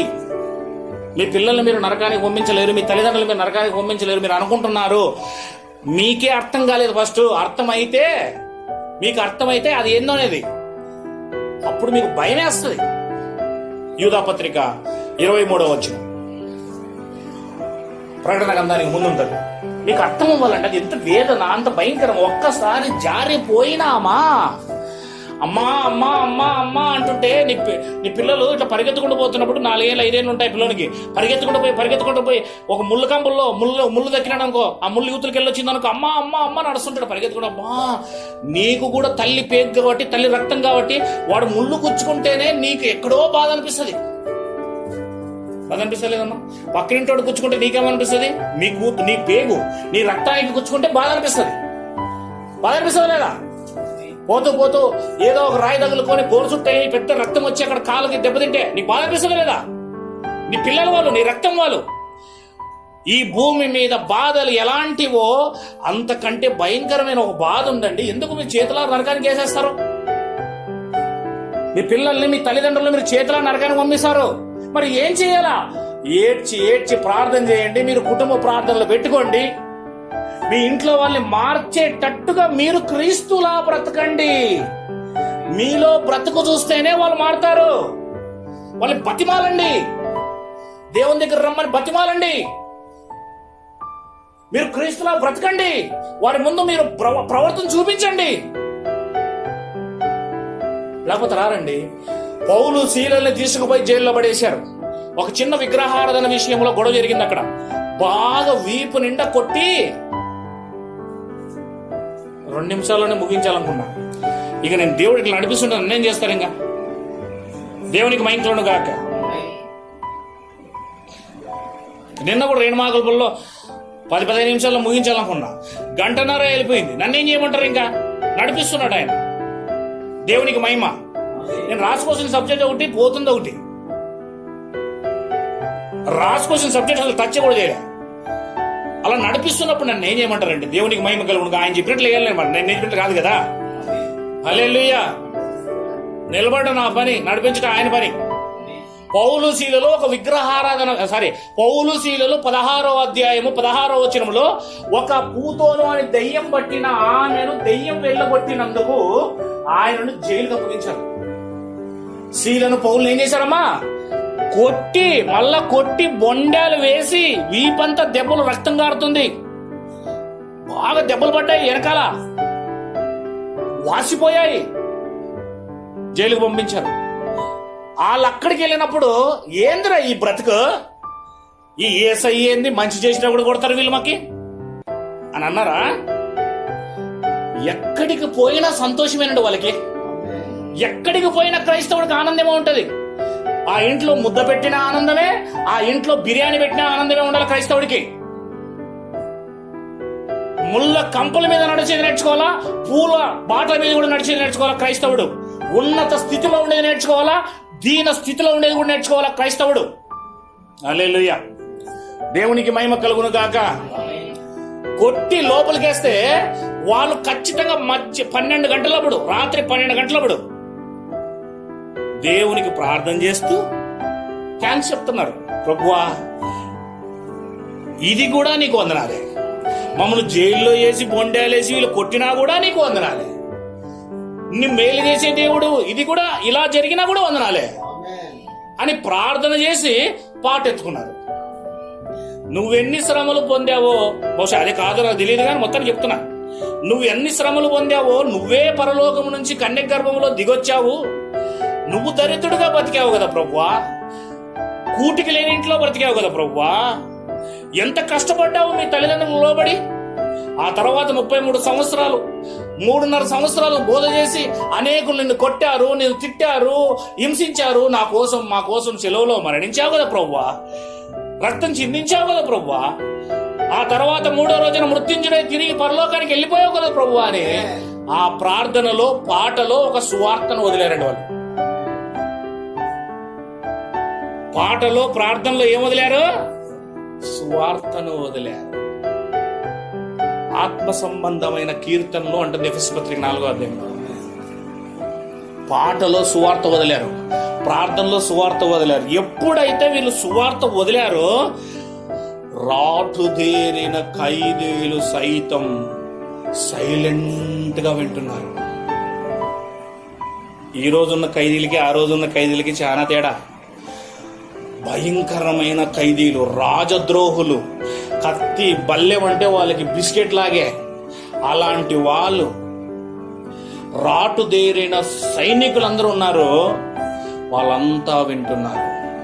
ఒక్కసారిగా పరలోకం నుంచి దేవదూత దిగొచ్చి మొత్తం జైల్లో ఉన్న ప్రతి జైలు యొక్క గేట్లన్నీ పగలగొట్టేసి పునాదులను సైతం కదిలించేసింది దేవదూత వచ్చి. అది మధ్యరాత్రి. ఆ సమయంలో జైలాధికారి ఖైదీల ఈ డోర్లన్నీ ఓపెన్ అయిపోయాయి, ఖైదీలంతా పారిపోయి ఉంటారు, రేపు రాజు నన్ను ఖచ్చితంగా చంపుతాడు, ఏం చేస్తుంటావు రాను అని ఒక కత్తి తీసుకొని తనంతకు తాను చచ్చిపోబోతుండగా పౌలు శీల లోపల నుంచి, అయ్యా ఏ ఖైదీ బయటికి పోలేదు, మేము ఇక్కడే ఉన్నాము, మీరు చావాల్సిన అవసరం లేదు అన్నాడు. అంటే ఈ ఖైదీలందరికీ ఓపెన్ చేసిన గొండాలు ఊడిపోయినాయి, వాళ్ళ చైన్లు ఊడిపోయినాయి, పెద్ద పెద్ద చైన్లు ఊడిపోయినాయి, డోర్లు ఊడిపోయినాయి. అయినా ఖైదీలు 100 మంది ఖైదీలు అక్కడే చెరసాల్లో ఉన్నారంటే వారి మనసు మార్చాడు పౌలు గారు. లేకపోతే కక్కలతో పారిపోవాలి పాటికి. బొండలు ఎప్పుడైతే ఊడిపోతాయో, చైన్లు ఎప్పుడైతే ఊడిపోతాయో ఆ పాటికి ఎప్పుడు పరిగెత్తడం వాళ్ళు చేతికి దొరకకుండా డోర్లు ఓపెన్ అయిపోయాయి. ఆయన సువార్తలో, ఆయన పాటలో, ఆయన ప్రార్థనలో సువార్త చెప్పాడు. అందరి హృదయాలు రాయిలా కరిగిపోయాయండి, మాంసం ముద్దమైపోయింది. అలాగే పాపులని వాళ్ళు తెలుసుకోగలిగారండి. అప్పుడొచ్చి జైలాధికారి ఏమంటారు తెలుసా? నేను రక్షణ పొందాలనుకుంటున్నాను, ఏం చెయ్యాలయ్యా? ఎవరిని అడుగుతున్నాడండి? ఏం పౌలండి, అసలు ఏం పౌలండి అసలు. ఆయన జీవితం గురించి ఆలోచిస్తే ఎక్కడ పోయినా విజయాలే.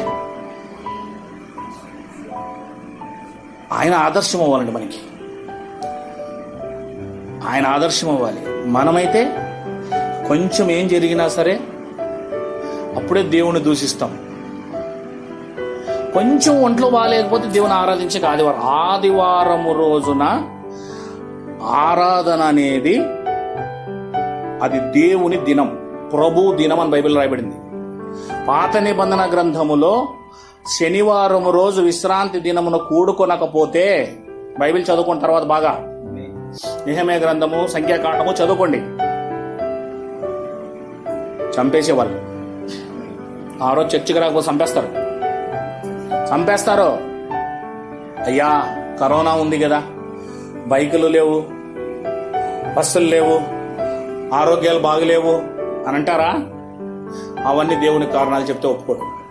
అసలు నీకు జోగం వచ్చేటట్లు చేసింది, కరోనా వచ్చేటట్లు చేసింది, బస్సులు లేకుండా చేసింది నిన్ను పరీక్షించడానికే. కొంతమంది భార్యకు జ్వరం వస్తే భర్త రాడు, భర్తకు జ్వరం వస్తే భార్య రాదు.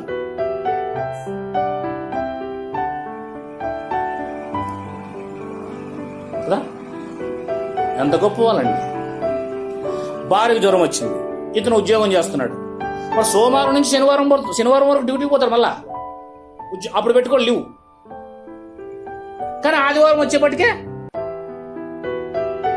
లీవ్. భార్యకు జ్వరం వచ్చింది, లేకపోతే భర్తకు జ్వరం వచ్చింది, లేకపోతే పిల్లలకు జ్వరం వచ్చింది. అయ్యా నేను అంటానండి, అట్లాంటి వాళ్ళు ఇంకా ఓనామాలు కూడా నేర్చుకోలేదు దేవుళ్ళలో. ఓనామాలు కూడా లేవు, వాళ్ళకి తెలియదు. ఓనామాలు కూడా తెలియ వాళ్ళకే. జ్వరం వస్తున్నా, కష్టం వచ్చినా, ఇప్పుడు యేసేపు ఉన్నాడు, జ్వరం వచ్చింటే ఆయన ఆటో మాట్లాడుకొని తీసుకెళ్లారు. 3 గంటల సేపు ఆటో మాట్లాడుకొని తీసుకెళ్లారు. 3 గంటల సేపు అయింది ఆయన చూసేపటికే. అంత సులభంగా చూడరు కదా, మనుషులంతా ఉంటారు కదా. 3 గంటల సేపు ఆటోలో వేసుకొని వెళ్ళారు. ఆయన ఒక బంత్ వేసి, ఒక సోఫా వేసి అందులో పన్ను పెట్టుకుని పోయారు. వచ్చినప్పుడు పన్ను పెట్టుకుని తీసుకొచ్చారు. కేవలం డాక్టర్కి చూపించారు. అక్కడ ఇంగ్లీష్ కూడా వేయలేదు, టాబ్లెట్స్ కూడా ఇంటికి వచ్చినాక వేశారు. అంటే పోయినప్పుడు ఎలా ఉన్నాడో వచ్చినప్పుడు కూడా ఎలాగ ఉన్నాడు టాబ్లెట్ వేసుకునేదాకా. నేను అంటాను, డాక్టర్ దగ్గరికి ఆరోగ్యం చూపించుకోవడానికి అలాంటి స్థితిలో వినప్పుడు నువ్వు జ్వరంతో ఉన్నా, బాధతో ఉన్నా, సమస్యతో ఉన్నా మందిరంలో వచ్చి పడు. డాక్టర్ మీద నమ్మకం దేవుని మీద లేదా నీకు? మందిరం అంటే ఏమనుకుంటున్నావు? దేవుని శరీరం, దేవుని ఆలయం, పరిశుద్ధాత్మ ఉంటాడు అక్కడ. బైబిల్లో మీరు చదవండి, కొత్త నిబంధనలో, పాత నిబంధనలో రోగాలు వచ్చిన వాళ్ళందరినీ తీసుకొచ్చి దేవాలయంలో పడేస్తారు. యేసు ప్రభు దేవాలయంలో బోధిస్తూనే అక్కడున్న కుష్ఠరోగుల్ని బాగా చేస్తాడు. వాళ్ళు వస్తారు అదే మనకి బాగా జీవించుకునే. ఎందుకు వస్తారు అనుకుంటున్నారు? దేవుడు ఉంటాడు అక్కడ. ఈ విషయాలు తెలియకపోతే మనం ఏం ఆత్మీయ సంబంధాలు ఇవ్వండి. ఇంకా దేవుడు తాకే స్థలం అదే, ప్రార్థన అవసరత అడిగే స్థలం అదే. దొల్లుకుంటూనే రావాలి, నడుచుకుంటూనే రావాలి. రేపు పొద్దున దేవుని ముందు చూపించుకోవాలి కదా. ప్రభువా నిన్ను ఆరాధించడానికి కరోనా సమయంలో బస్సులు లేకపోయినా మేము నడుచుకుంటూ వచ్చాం ప్రభువా, నడుచుకుంటూ పోయాం ప్రభువా, ఆ రోజంతా కూడా నీ కోసం కేటాయించాం ప్రభువా అని చూపించుకోవాలి. మరి చూపించుకోవద్దా? అది నీ పని కోసం అయితే దూరమైన వెళ్తావు కదా. చూడండి, కరోనా మూమెంట్ లో ముందులో బీహార్ నడుచుకుని పోయిన వాళ్ళు ఉన్నారు, వాళ్ళ ఊరు పోవాలని. ఒక ఆమె ఢిల్లీ నుంచి 1500 కిలోమీటర్లు వాళ్ళ నాన్న ఎక్కించుకొని డొక్ సైకిల్ కొనుక్కొని ఆ పాప 1500 కిలోమీటర్లు తోలుకొని పోయిందట. సైకిల్లోనే 7 రోజులు పట్టిందట. అవన్నీ వచ్చాయి అప్పుడు. ఏమండి, ఇప్పుడు స్వామి మాల వేసిన వాళ్ళు ఆ ఎర్రమాల, తెల్లమాల, నల్లమాల, ఏ మాల అయినా సరే నడుచుకుంటూ వాళ్ళ తల మీద ఎరువుడు పెట్టుకుని పోతున్నారు లేదా? అరే వారికి ఉన్నంత భక్తి కూడా మనకి లేకపోయా? ఏం చేసావనయ్యా నువ్వు? దేవుణ్ణిలో ఎదుగుతావు. శరీరాన్ని నల్లగొడితేనే దేవుణ్ణిలో ఎదుగుతావు. ఇది చెప్పినట్లు నువ్వు జీవించకూడదు. వాక్యం చెప్పినట్లు నీ శరీరాన్ని నడిపించాలా. దాన్నే ఆత్మచేత నడిపింపట అంటే. ఆత్మచేత నడిపింపడం అంటే బైబిల్ చెప్పినట్లు నువ్వు నడవాలా అంతే. ఇది అందిస్తుంటది నీకు ఫీడ్బ్యాక్, ఇది అందిస్తుంటది నీకు వాక్యం, పెట్రోల్ అందిస్తుంటది వాక్యము నీ లోపలికి. బండి నడవాలా. పెట్రోల్ అందించినా కూడా నువ్వు నడుస్తలేవు. ఎట్లా వస్తుంది భక్తి? ఎలా మారుతారు మనము? ఎలా మారుతాం? ఎక్కడ వేసిన గొంగలు ఎక్కడే ఉంటుంది అంతే. హల్లెలూయా. వింటున్నారా అనుకుంటున్నా నేను. 15వ కీర్తన. యెహోవా నీ గుడారములో అతిథిగా ఉండదగిన వాడెవడు? అడుగుతున్నాడు దావీదు. నీ పరిశుద్ధ పర్వతము మీద నివసింపదగిన వాడు ఎవడు? అడుగుతున్నాడు దేవుణ్ణి. అప్పుడు దేవుడు ఇస్తున్న ఆన్సర్ ఏంటంటే దావీదు ద్వారానే. నాయనా దావీదు అడిగావు కదా, నా లోకంలో నివసించాలి, నా లోకానికి రావాలి, లేదా నా మందిరానికి రావాలంటే ఎలా ఉండాలని అడిగావు కదా నాయనా. జవాబు రాసుకో. యథార్థమైన ప్రవర్తన కలిగి, నంబర్ 1, నీతి అనగా వాక్య ప్రకారము దేవుడు యేసుక్రీస్తును చెప్పినట్లు నడవడమే నీతి. ఇలా చూశారు కదా మీరు, బైబిల్ చెప్పినట్లు నడవడమే క్రీస్తు చెప్పినట్లు నడవడమే కదా, పౌలుగా నడుస్తున్నారు కదా, అదే నీతి. సమస్తాన్ని నష్టముగా, సమస్తానికి కష్టముగా, సమస్తాన్ని పెంటగా ఎంచుకొని దేవుని కోసం వాక్యం చెప్పినట్టు వాక్యం అని పెట్రోల్ వేసుకొని ఈ బండి అనే శరీరాన్ని నడిపించడమే నీతి. నీతిగా నడుచుచు. ఇంకోటి నంబర్ 3, హృదయపూర్వకముగా నిజము పలుకువాడే. హృదయపూర్వకంగా ఏం పలకాలా? నిజం పలుకుతామని. మనం పాపం చేసినప్పుడు దేవునితో పాపం చేసినామని ఒప్పుకుంటామా? ఎవరైనా తప్పు చేసినప్పుడు మనతో తప్పు చేసినా ఒప్పుకుంటామా? అహంకారం పూంతాం మనం. నేను తప్పు చేశానా, నేను వచ్చేసానా అంటాం మనం. హృదయపూర్వకముగా నిజము పలుకువాడే. ఇంకా అలాంటి వాడు అంటే యథార్థంగా దేవుని వాక్య ప్రకారం నడవాలని. 3వది, హృదయపూర్వకంగా నిజం పలకాలనుకునేవాడు నాలుకతో కొండెలాడడు. కొండెలంటే వాని మీద వీని మీద వాని మీద వీని మీద చెప్పాడు కొండేవాడు. కొండెలంటే ఏమనుకుంటున్నారు? కొండేమో అంటే అర్థం ఏంటి? చాడీలు చెప్పటము, అపహాస్యము చేయటము అంటారు దాన్ని. వాళ్ళ మీద వీళ్ళ మీద చెప్పి కొండలు అసలు చెప్పడవాడు. అయ్యో నా దేవుడు చూస్తున్నాడని యథార్థంగా ఉండాలి కదా, నేను వేషధారణ ఉండకూడదు కదా అని భయం కలిగి ఉంటాడు. కొండలు చెప్పుడు ఇలాంటి అపహాస్య పనులు చేయడు. వాడు యథార్థవంతుడు. వాడు నాకు అవసరం లేదు అని అంటాడు. ఒకరి గురించి పట్టించుకోడు. కొండెములు, నాలుకతో కొండెములు అడక తన స్నేహితునికి కీడు చేయడు. ఏం చేయడు? ఏ వ్యక్తికి కూడా కీడు చేయడు. ఎప్పుడు వినాలి, పరలోకానికి వెళ్ళాలంటే నువ్వు మరొకరికి అస్సలు కీడు చేయడు. కీడు చేయడం అంటే అర్థం ఏంటి? ఎదుటివాన్ని మోసం చేసేది కూడా కీడే, ఎదుటివాన్ని దొంగలించడం కూడా కీడే, ఎదుటివానికి ఇబ్బంది పడడం కూడా కీడే, ఎదుటివానికి తప్పుగా మాట్లాడడం కూడా కీడే, లేనిపోంది కూడా చెప్పడం కూడా కీడే. కీడు చెయ్యడు అంటే వాడు ఆత్మీయ స్థితిలో ఉన్నాడు అంటే కీడు చేయడు. తన పొనుగువాని మీద నిందల మోపుడు. నిందల మోపుడు, నిందలంటే అర్థం ఏంటి? నింద మోపుతారు చూడండి, లేనిపోను అన్ని చెప్తారు. నిందలు, ఆయన ఇట్లంటా, ఆయన ఇట్లంటా, నిందలు అన్నీ నిందలే. అలా నిందలు మోపడు. ఎందుకంటే దేవుడు అన్ని చూస్తున్నాడు, భయం కలిగి ఉంటాడు. నిందలు మోపడు. అతని దృష్టికి నీచుడు అసహ్యుడు అంటే ఇలా పైన ఇలా కీడు చేసేవాడుగా, నింద చేసేవాడుగా, కొండెగాడుగా, అబద్ధాలు ఆడేవాడుగా, యథార్థంగా లేనివాడుగా, నీతిగా లేనివాడుగా, వేషధారిగా ఉండేవాడు ఎవరైనా ఉంటాడు అనుకోండి, అలాంటి వాని జోలికే వెళ్ళాడు వీడు. అలాంటి వాడు అంటే అసహ్యం, వాని జోలికే వెళ్ళాడు, దూరం ఉంటాడు అంత. అది అతడు యెహోవా యందు భయభక్తులు కలిగిన వారిని, అది ఎవరైతే దేవుడు అంటే భయభక్తులు కలిగి ఉంటాడో అలాంటి వాళ్ళతో స్నేహం చేస్తాడు, అలాంటి వారిని సన్మానిస్తాడు, వారికి ఇంకా హెల్ప్ చేస్తాడు, వాళ్ళతోనే ఉంటాడు, వారికి హెల్ప్ చేస్తాడు, వాళ్ళతో నడుస్తాడు అని బైబిల్ చెప్తుంది. అతడు ప్రమాణం, ఇది అసలైన మాట, అతడు ప్రమాణం చేయగా, వాగ్దానం చేయగా, మాట ఇవ్వగా అతనికి నష్టం కలిగిన అది వీడే పరలోకంలో ఉంటాడు, ఊరికే ఉంటాడు, అందరూ ఉండరు. మాట ఇచ్చే మాట మీద నిలబడతాడు, నష్టం కలిగినా సరే, ఏం కలిగినా సరే. అరే నీకు ఇచ్చిన మాటను బట్టి నాకు ఒక 5,000 నష్టం కలుగుతుందా, అయినా సరే మాట ఇచ్చాను కాబట్టి 5,000 పోయినా పర్వాలేదు తీసుకుంటాడు.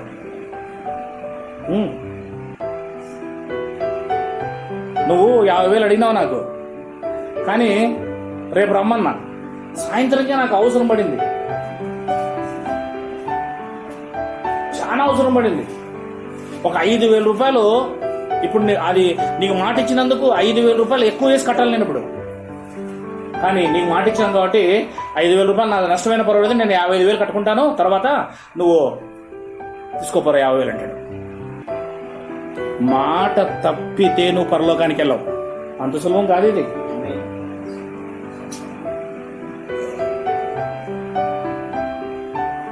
కష్టం కదండి బతకడం అనిపిస్తుంది కదా అమ్మ, ఎట్లా అనిపిస్తుంది? కష్టం అనిపిస్తుంది కదా. మరి పరలోకం అంటే ఏమనుకుంటున్నామండి? ఏమనుకుంటున్నారు? స్వర్గం అంటే మీరు ఈ 2 కష్టం అనుభవించాలి. మళ్ళీ కరువు పనికి పోతారు, కష్టం చెమటలు వచ్చేది, కష్టపడకపోతే పైసా ఎట్లా వస్తుంది అమ్మ? చేనికి పనికి పోతావు, మీ సొంత పనికి రెక్కలు ముక్కలే పని చేస్తామా మనిషి మనం. లేబర్ చేసేదానికి మనం చేసిన తేడా ఉంటుంది. ఎందుకు అంత కష్టపడతావు కాబట్టి 3 నెలల పాటు సంవత్సరం అంతా తింటావు. అలాగే ఈ భూమి మీద కష్టం అనుభవించాలా. యేసయ్య అనుభవించాడు, అపోస్తలు అనుభవించారు, పౌలు అనుభవించాడు, బైబిల్లో అందరూ అనుభవించారు. నువ్వు అనుభవిస్తేనే పరలోకంలో సుఖం అనుభవిస్తావు. లాజరు భూమి మీద కష్టము అనుభవించెను, నువ్వు సుఖము అనుభవించితివి ధనవంతుడా అన్నాడు అబ్రహాం. విన్నారో లేదు మీరు? విన్నారా? బాగా కిందకు పోయిన తర్వాత మాట్లాడింది ఏంటి? పాతాళంలో పరదేశంలో ధనవంతుడా ప్రతిరోజు సుఖిస్తీవి కదరా, ప్రతిరోజు మంచి బట్టలు వేసుకుని జీవిస్తీవి కదరా. వాడు బట్టలు లేకుండా, వాడు దరిద్రంగా దేవుని మీద ఆధారపడి చచ్చారా. వాడు కష్టం అనుభవించాడు దేవుని కోసము, నువ్వు సుఖపడ్డావు. ఇక్కడ కష్టము, అక్కడ సుఖం. అక్కడ కష్టము, ఇక్కడ సుఖం. అంతే. ప్రభురాత్రి భోజనం నాకు ఇక్కడ ఇచ్చి ఇవ్వాల్సిన అవసరం లేదు. మేమందరూ అక్కడికి రావాల్సిందే. ఒకరోజు ఫిక్స్ చేసినాక అక్కడికి రావాల్సిందే. ఎందుకు నేను ఆ ఊరి తిరిగి ప్రభాత భోజనం ఇస్తున్నా? నా ఇంతకు నేనే తగ్గించుకొని వస్తున్నా, అంతే. ఇక మీరు ఏమన్నా కానీ నా ఇంతకు నేను తగ్గించుకొని వస్తున్నా. కనీసం అప్పుడైనా మారుతారేమోనని, ఇంకోసారి ఇలాంటి పొరపాటు చేయరని నా ఇంతకు నేనే తగ్గించుకొని వస్తున్నా. మీరు ఏదో రకంగా అక్కడికి వస్తే దేవుడు ఏదో రకంగా ఇక్కడికి తీసుకొస్తాడు మిమ్మల్ని. మీకు రావాలన్న మనసు ఉంటే దేవుడు మీకు ఏదో ఒకటి ఏర్పాటు చేస్తాడు. హల్లెలూయా. వారానికి ఒక్కసారి, నెలకు 4 రోజులు. ఈ 4 రోజులు కూడా దేవుణ్ణి ఆరాధించకపోతే పరలోకంలో దేవదూతలు ప్రతిరోజు ఆరాధిస్తారు. 4 రోజుల్లో, నెలకు 4 రోజుల్లో, అది కూడా అక్కడికి వచ్చి ఆరాధన చెయ్యండి అంటే మొదటి ఆరాధన, వర్తమానానికి ముందు మొదటి ఆరాధన చేస్తాం కదా, ఆ సమయంలో కూడా రొమ్ము కొట్టుకొని ఏడ్చి కన్నీళ్లతో దేవునితో పాపాలు ఒప్పుకొని దేవునికి ఆరాధన చెప్తారు అనుకుంటే అది కూడా చేయరు. ఏమనుకుంటున్నారు భక్తి అంటే? అసలు అక్కడికి వచ్చి అది కూడా చేయకపోతే లాభండి. ఇంకా రాను కొందరైతే అక్కడికి వచ్చి రొమ్ము కొట్టుకొని దేవునితో ఏడ్చి ఆరాధన చేయడం మరికొందరు. ప్లేట్లో అన్నం లేనాడు ఒకడైతే ప్లేట్లో అన్నం వండుకొని కూడా తినడం మరొకడు.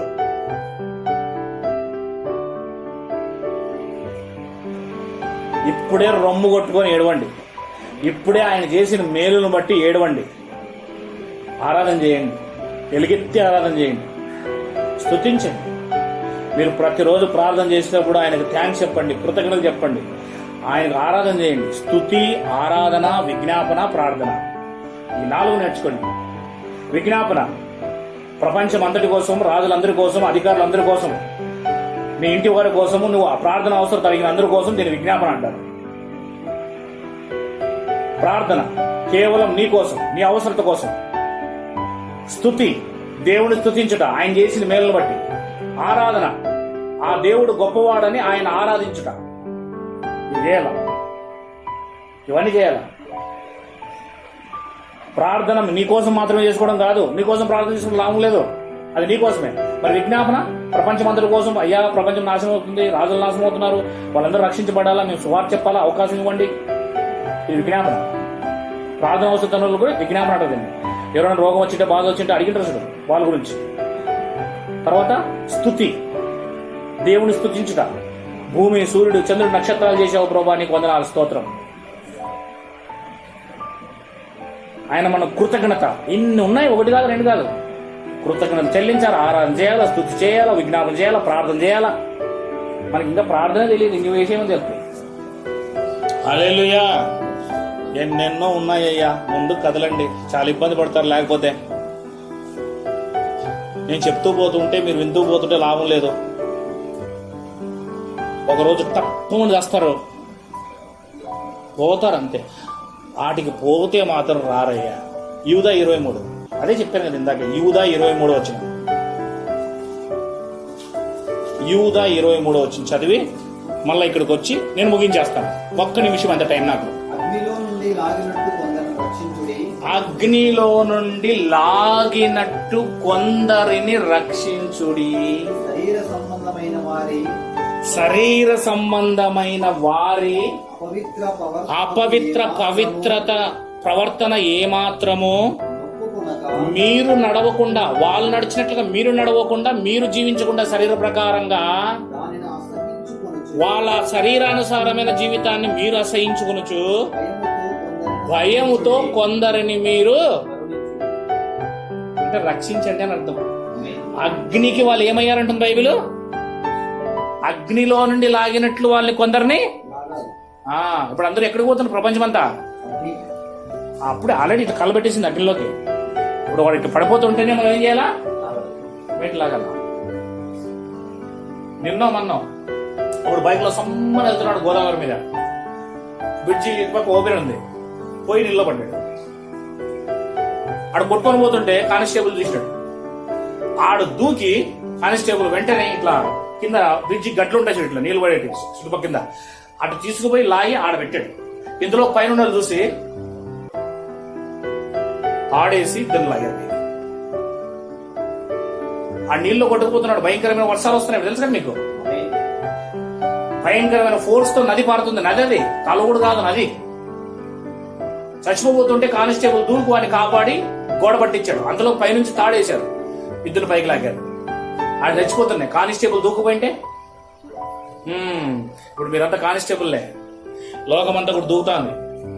కాపాడు రైట్, కాపాడు రైట్. పౌలు జైల్లో ఉన్న వాళ్ళు ఖైదీలందరినీ మార్చేశాడు. ఆఖరికి జైలాధికారిని కూడా మార్చేశాడు. ఇంటికి పిలుచుకుపోయి గాయాలన్నీ ఆయనే కడిగి వాళ్ళిద్దరు బాప్తిసం తీసుకొని వాళ్ళకి అన్నం పెట్టి, అయ్యా మీరు ఏ తప్పు చేయలేదు, ఇంటికి వెళ్ళిపోండి అంటున్నాడు.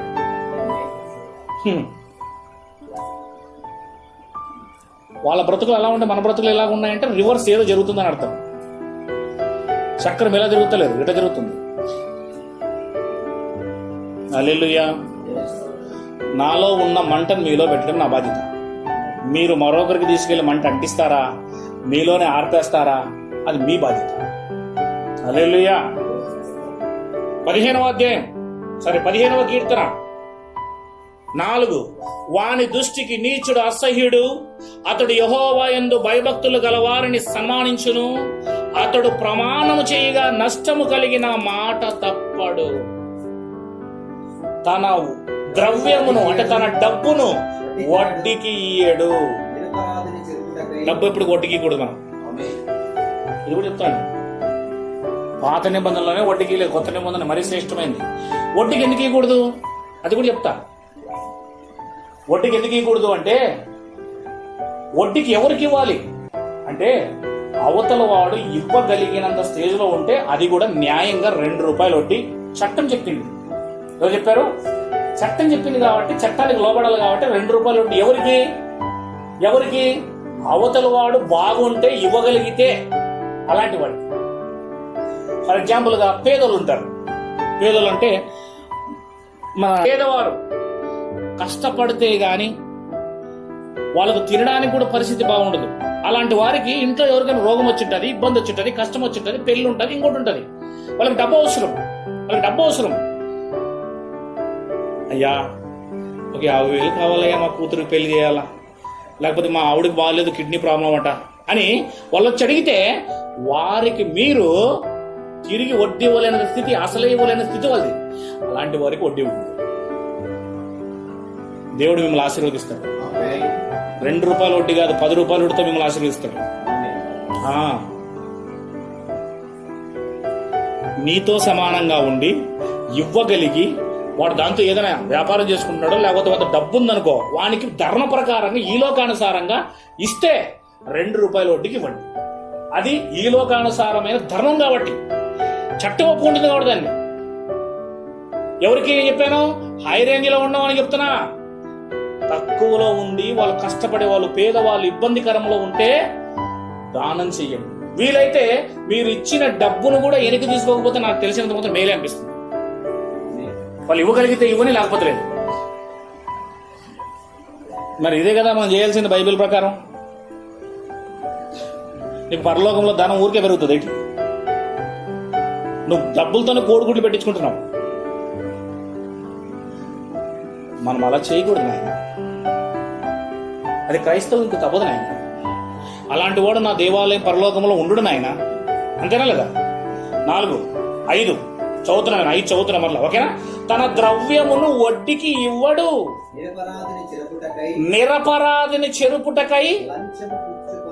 అది అపరాధం ఏం చేయలేదు, పాపం ఏం చేయలేదు, ఎవరిని మర్డర్ చేయలేదు, ఎవరిని రేపు చేయలేదు, ఏం చేయలేదు. కానీ వాని కోసం ఒక లాయర్ లాగా నువ్వు డబ్బు తీసుకొని వాడిని చెరపడానికి లంచం తీసుకొని, నువ్వు లంచం ఇచ్చి లేదా లంచం తీసుకొని లంచం ఇచ్చి వాని అనవసరంగా బొక్కలో వేయించావనుకో, అలా చేయవు నువ్వు.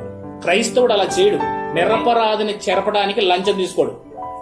ఈ ప్రకారము చేయువాడు అది కదల్చబడు అంటే అర్థమేం తెలుసా? వీన్ని సాతాను అస్సలు ముట్టలేదు. ఇలాంటి వాడిని సాతాను ముట్టలేదు. అతని మీద వేలెత్తి కూడా మనం ఎవరు చూపలేము. ఇలాంటి వాడే నా పరలోకానికి వస్తాడు అని ప్రశ్నకు జవాబు దొరికింది. మీకు దొరికింది అనుకుంటున్నాను. అమ్మా, ఈ లోకంలో ఏం సంపాదిస్తారు, ఏం చేస్తారు చెప్పండి అంతా? ఎవరు తీసుకుపోయారు? రాజశేఖర రెడ్డి తీసుకుపోయారా? ఎన్టీ రామారావు తీసుకుపోయారా? ప్రపంచంలో ఉన్న రాజీవ్ గాంధీ తీసుకుపోయారా? ఎవరు తీసుకుపోయారమ్మా? ఎవరని తీసుకుపోయారమ్మా? ఇదంతా మాయమ్మా. మీ కంటి ముందు కనబడుతున్నంత ఎండమావులు, మోసము, ఎండమావులు ఇవి. హల్లెలూయా. దయచేసి అర్థం చేసుకుని మీ జీవితాలు సరి చేసుకుంటారని ఆశిస్తూ నా వాక్యాన్ని ఇక్కడ ముగిస్తున్నాను. దేవునికి మహిమ కలుగును గాక.